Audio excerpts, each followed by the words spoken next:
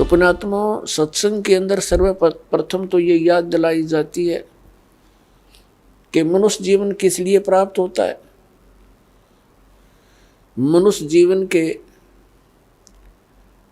कार्य का वास्तविक ज्ञान हो जाता है कि हमने क्या करना चाहिए, इससे मोक्ष प्राप्ति का प्रयत्न करना चाहिए। कल्याण के लिए सबसे अधिक प्रयत्न करना चाहिए। तो उसके बाद आवश्यकता पड़ती है कि गुरु पूरा हो। तो गुरु पूरे से फिर आपका काम चलेगा। इसमें मुख्य ये दो कड़ी होती है। प्रथम, पूर्ण संत की प्राप्ति होने पर ही आपको सत्संग प्राप्त होगा, और सत्संग से ये ज्ञान होगा कि मनुष्य जीवन किस लिए मिला था। तो फिर आपका कल्याण बहुत आसानी से हो जाएगा। तो पुण्यात्मा, जो संपूर्ण ज्ञान है, संपूर्ण अध्यात्म ज्ञान है, ये पूर्ण संत ही बता सकता है। अब जैसे परमात्मा ने कहा है कि मानुष जन्म पाय कर नहीं रटे हरि नाम, जैसे कुआं जल बिना बनवाया क्या काम। परमात्मा ने मनुष्य जीवन की आवश्यकता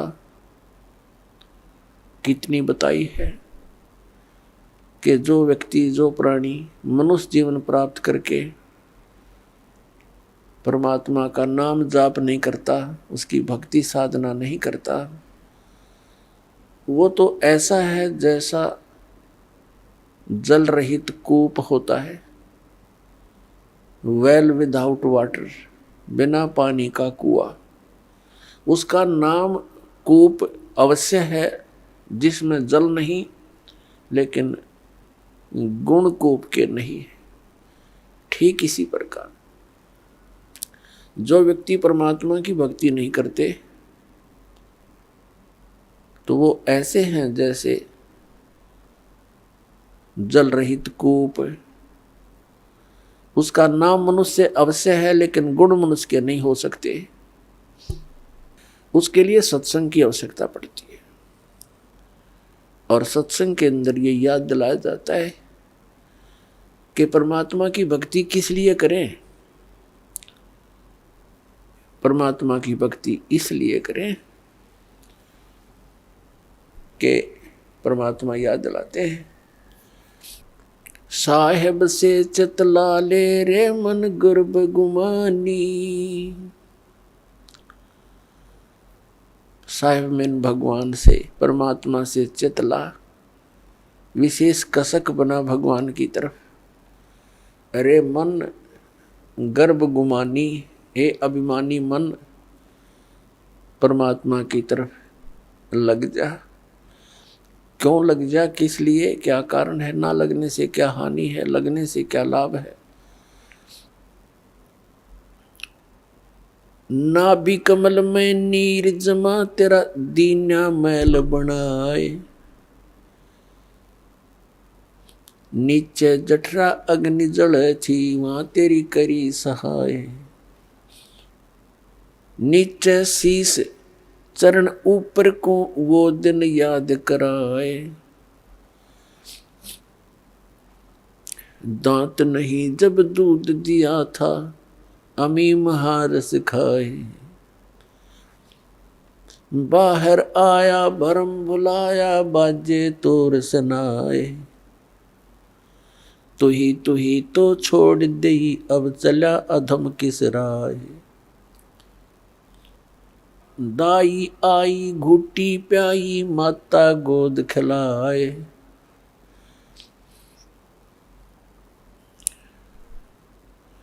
तू ही तो छोड़ दिया, इब चला अधम किस राय। अब क्या बताते हैं परमात्मा कि जब तू मां के गर्भ में था, एक विशेष संकट को झेल रहा था। नीचे को सिर था, ऊपर को पैर तेरे।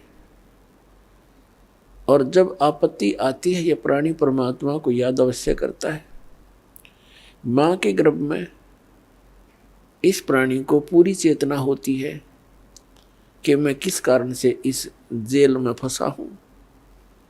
उस समय वो परमात्मा से अर्ज करता है, हे भगवान, एक बार मेरा संकट निवारण कर दे, मुझे बाहर निकाल दो, फिर आजीवन आपकी भक्ति करूंगा,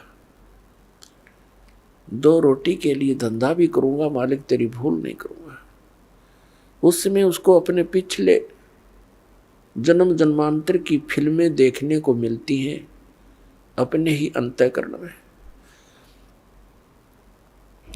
क्योंकि हमारे अंतःकरण के अंदर परमात्मा ने एक ऐसा सिस्टम कर रखा है कि जो भी क्रिया काम कर्म हम करते हैं और जो भी अच्छी मंदी सोच हम अपने हृदय में बनाते हैं वो सब रिकॉर्ड हो जाती है। जब तक जीव मोक्ष प्राप्त नहीं करता तब तक उसके अंतःकरण में उसके सर्व कर्म अंदर फीड रहते हैं। और जब ये प्राणी संसार छोड़कर जाता है, धर्मराज के पास जाते ही उसकी वो किए हुए कर्मों की फिल्म ऑन हो जाती है। वहाँ इसको ये बताने की आवश्यकता नहीं पड़ती, तने ये गलत करा रही हो, नाट जा। वहाँ नाटने की गुंजाइश नहीं रहती कि मैंने ऐसा नहीं किया। तो उस फिल्म को देखता हुआ वो प्राणी अपने पिछले मनुष्य जीवन व्यर्थ किए हुए इसको बहुत याद आते हैं और बहुत रोता है, मैं कितना जालिम था, मुझे संतों ने चेताया भी, भक्ति करने लगा भी, छोड़ दिया, फिर उन्हीं मस्तियों में लगा रहा। परमात्मा की भक्ति ना करने से आज तक मैं भटक रहा हूँ। तो उस समय परमात्मा याद दिलाते हैं कि जब तू माँ के पेट में था,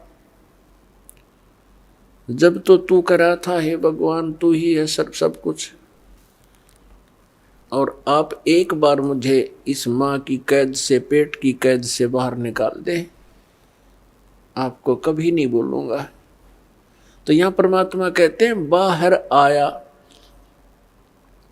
और भरम बुलाया, अब चला अधम किसरा, ए नालायक, अब कौन सा रास्ता अपना लिया तूने।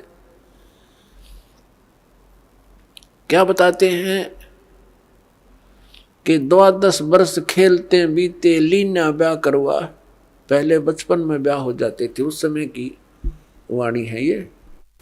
12 वर्ष खेलते बीते, लीना ब्याह करवा, और तरुणी नारी से बना गरबारी, अब चला मूल गवा।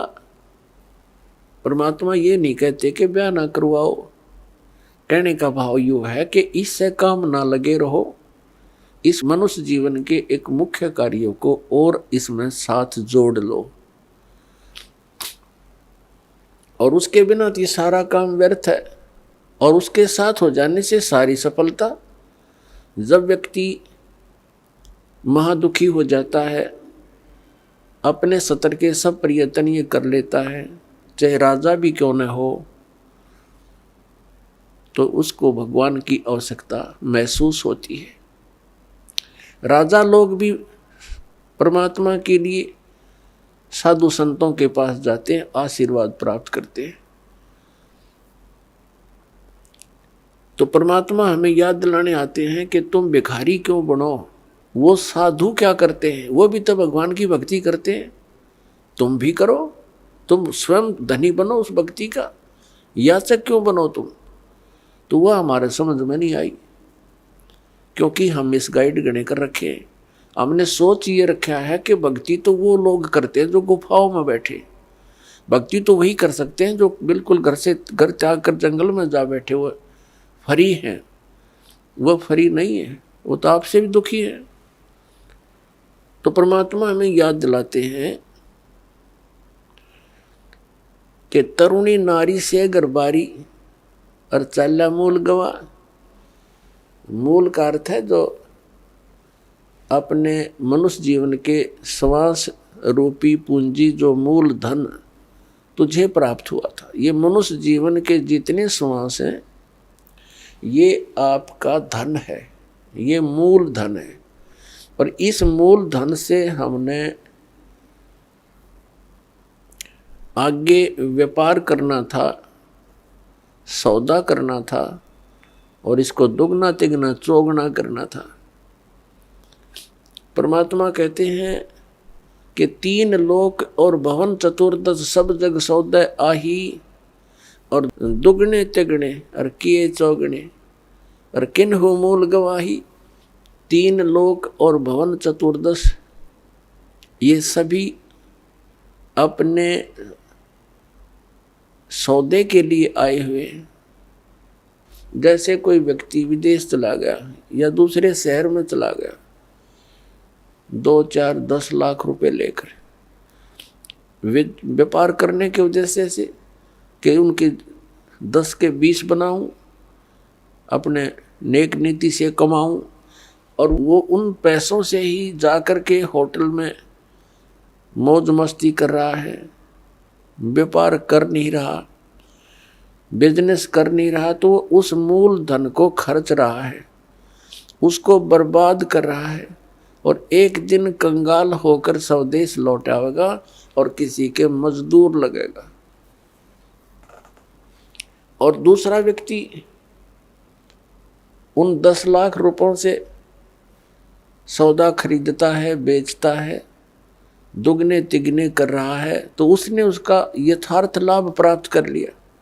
ठीक इसी प्रकार जो मनुष्य जीवन प्राप्त प्राणी इस पूंजी को खर्च रहे हैं, कोई मंत्री बन गया, कोई प्रधानमंत्री बन गया, कोई जज बन गया, कोई IAS IPS बन गया, कोई फैक्ट्री का मालिक बन गया, ये पिछला धन है आपका। कोई मनुष्य जीवन ही आपको मिला है तो बहुत पुण्यकर्मी प्राणी है, आप धनी है भगवान के धन से। जिसको मनुष्य जीवन प्राप्त है वो मूल धन पूरा लिए हुए है। बाकी ये उच्च पोस्ट प्राप्त हो जाना, राजा बन जाना, ये उस भक्ति धन का एक एक्स्ट्रा आइटम है। ये केवल दान पुण्य का ही फल है इनका, और मूल पूंजी वो भक्ति वाली वो सबकी मनुष्य जीवन प्राप्त प्राणियों की एक जैसी है, जिनको मनुष्य जीवन मिल गया। चाहे वो रिक्शा चलाता है, चाहे मजदूर है, चाहे सेठ है, और चाहे मंत्री या प्रधानमंत्री है, कोई भी है। भक्ति धन आपका जो है नाम की कमाई वाला धन तो सबका समान है। और रहे पुण्यों का, उन पुण्यों से ये उच्च पोस्ट मिल जाती है। तो कहने का भाव ये है दास का कि जो इस मनुष्य जीवन के इस मूल धन से फिर से अपनी कमाई शुरू कर देता है, परम संत की शरण से उपदेश प्राप्त करके, फिर अपने उस दैनिक कार्य के साथ साथ ये भी एक मजदूरी करता है, तो वो दुगने तिगने और चौगने बना रहा है अपने मूल धन के। अब परमात्मा ने आकर ये ज्ञान दिया है, और यथार्थ ज्ञान को भगवान ही बता सकते हैं, जीव तो अटकल लगाया करते हैं। आप देखिएगा पवित्र चारों वेदों और श्रीमद् भगवद गीता के अंदर जो ज्ञान है वो गॉड गिवन है, और परमेश्वर कबीर जी की वाणी वो गॉड गिवन है, स्वयं परमेश्वर ने आके बोली है। और उन महापुरुषों की वाणी जो परमात्मा से परिचित हुए, जिनको भगवान आकर सीधे मिले, उनको अपने से परिचित करा के वापस छोड़ा, उनकी वाणी भी गॉड गिवन है, क्योंकि उनका अनुभव आंखों देखा है परमात्मा की उन वाणी से भी मेल खाता है। तो इस प्रकार जो 18 पुराण हैं उनको देखिएगा, वो जीव की सोच है। इन ब्रह्मा विष्णु महेश और अन्य ऋषि महर्षियों का अपना ज्ञान अनुभव है, वो वेदों से बहुत कम मेल खाता है।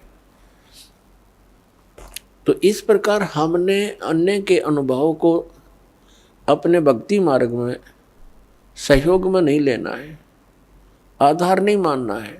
इस ज्ञान को सुनने के लिए, ज्ञान को समझने के लिए 18 पुराण हमारे लिए एक विशेष सहयोगी हैं, लेकिन भक्ति की विधि के लिए इनका सहयोग हमने बिल्कुल नहीं लेना। और उसमें जो भी भक्ति क्रियाएं बता रखी हैं वो वेदों से नहीं मिलती हैं तो नहीं लेना, उनका पालन नहीं करना हमने, तभी हम सफल होंगे।